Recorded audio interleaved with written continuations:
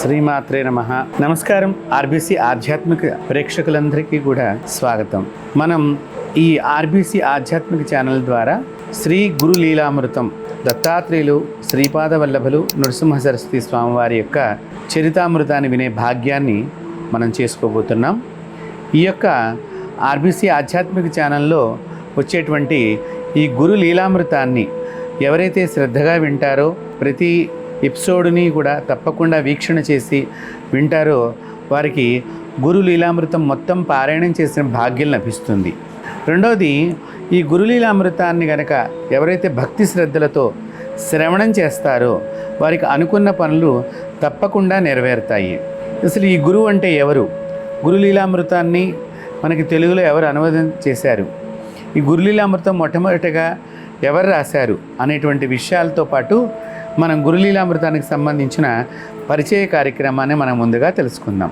గురు లీలామృతం అనేటువంటి అమృతమైనటువంటి దివ్యమైనటువంటి కథని మనకి టాంబే స్వామి వారే శ్రీ శ్రీ శ్రీ వాసుదేవానంద సరస్వతి మహారాజ్ వారు మహారాష్ట్రలో మహారాష్ట్ర లిపిలో ఇది తొలిగా రాయటం అనేటువంటిది జరిగింది.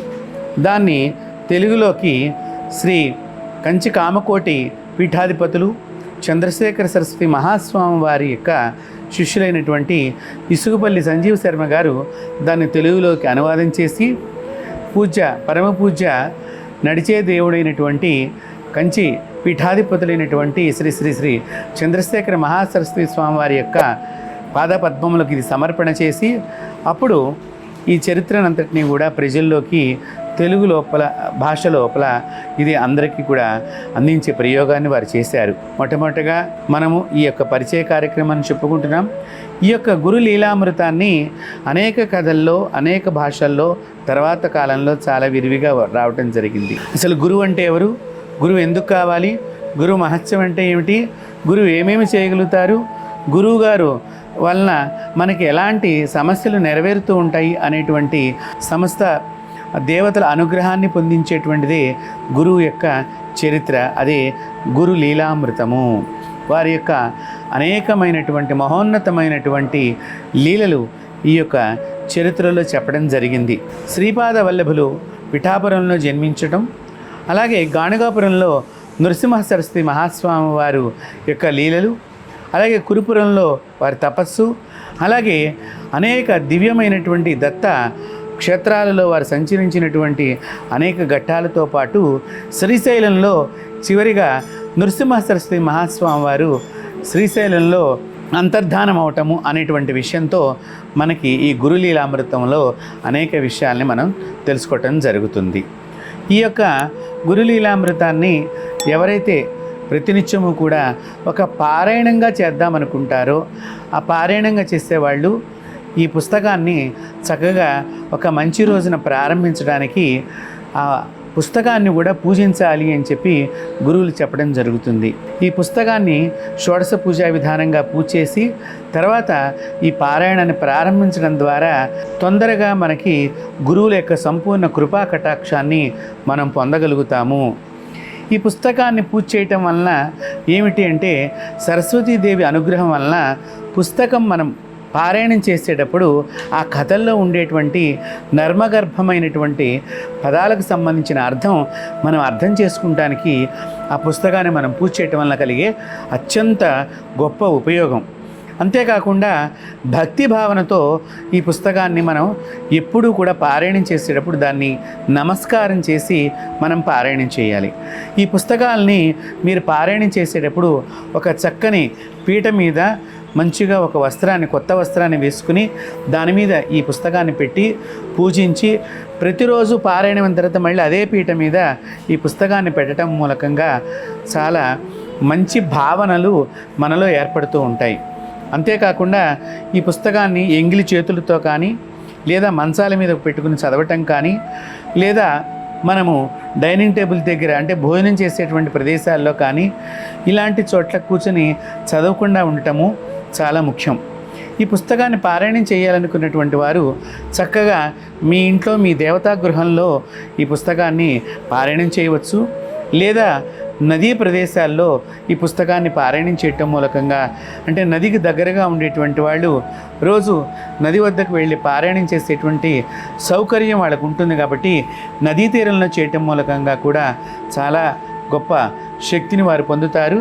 అంతేకాకుండా మీకు దగ్గరలో దేవాలయాలు సన్నిధానం కనుక ఉన్నట్లయితే ఆ దేవాలయంలో కూర్చుని ఈ పారాయణం చేయటం అనేటువంటిది చాలా ముఖ్యమైనటువంటిది. ఇంకా మనం ఆలోచన చేసినట్లయితే ఈ పారాయణం అంతా అయిపోయిన తర్వాత మనం చక్కగా దత్తాత్రేయుల వారి యొక్క హోమాన్ని చేసుకోవటము, తర్వాత మనము పేదవారికి అన్నసంతర్పణ చేయటం మూలకంగా అనేక శుభాలు మనకి కలుగుతాయి. దత్తాత్రేయులు వారే ఆ అన్నదాన సమయంలో వారే వచ్చి స్వయంగా భిక్షను స్వీకరిస్తాను అని కూడా చెప్పడం జరిగింది.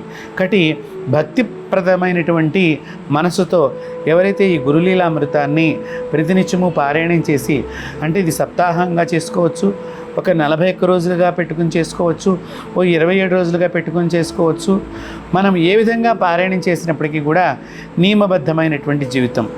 ఈ పారాయణం చేసేటప్పుడు మనము సంసార జీవితానికి దూరంగా ఉండటము, అలాగే బ్రహ్మచారికి సంబంధించినటువంటి నియమాలని పాటిస్తూ ఉండటము, అలాగే ఉల్లిపాయి వెల్లుల్లిపాయి తినకూడనటువంటి పదార్థాలు, తాగకూడనటువంటి పదార్థాలు తీసుకోకుండా ఉండటము అత్యుత్తమము.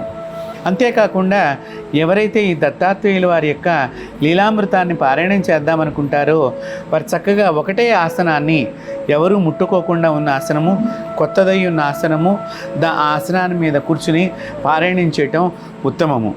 కింద కూర్చోలేనటువంటి వారు కుర్చీలో కూడా కూర్చుని దాని మీద ఒక మంచి కొత్త ఆసనం, ఇందాక నేను చెప్పినట్లుగా కొత్త ఆసనాన్ని వేసుకొని మనము ఈ యొక్క పారాయణం చేయటం మూలకంగా, అలాగే ఈ పారాయణం చేసేటప్పుడు మెడలో రుద్రాక్షమాల ధారణ చేసి పారాయణం చేస్తే చాలా విశేషప్రదం కలుగుతుంది.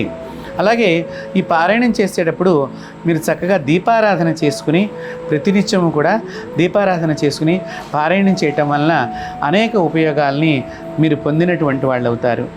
అంతేకాకుండా ప్రతిరోజు పారాయణం అయిపోయిన తర్వాత పసుపు రంగు పళ్ళు కానీ, పసుపు రంగుతో తయారు చేసినటువంటి మధురమైనటువంటి ప్రసాదాలు కానీ, లేదా పులిహార ఇత్యాది అన్నప్రసాదాలు కానీ ఆ భగవంతుడికి నైవేద్యం చేసి ప్రసాదాన్ని మీరు తొలిగా స్వీకరించి 10 మందికి ఈ ప్రసాదాన్ని పంచటం మూలకంగా ఈ గురువు యొక్క అనుగ్రహం చేత వారందరి జీవితాల్లో కూడా దివ్యమైన భవ్యమైన ఒక చక్కని మార్పుని మీరు గమనించగలిగినటువంటి వాళ్ళు అవుతారు.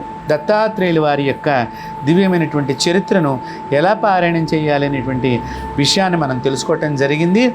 కాబట్టి ఈ ఆర్బీసీ ఆధ్యాత్మిక ఛానల్ ద్వారా మీకు వచ్చేటువంటి ఎపిసోడ్స్ని కూడా మీరు అంతే భక్తి భావనగా మీరు కనుక చూచినట్లయితే ఈ యొక్క కథల్లో ఉండేటువంటి అనేక నర్మగర్భమైనటువంటి విషయాలు, అనేక రహస్యాలు ఒక గురుముఖత మనం విన్నటువంటి వాళ్ళమవుతాము. కాబట్టి అందరూ కూడా ఈ యొక్క ఎపిసోడ్స్ అన్నింటినీ కూడా తప్పకుండా ఏ ఒక్క ఎపిసోడు కూడా మిస్ కాకుండా అందరూ కూడా అన్ని ఎపిసోడ్స్ చూసి సాక్షాత్తు ఆ జగద్గురు అయినటువంటి దత్తాత్రేయ స్వామి వారి యొక్క అనుగ్రహానికి పాత్రులు కాగలరు.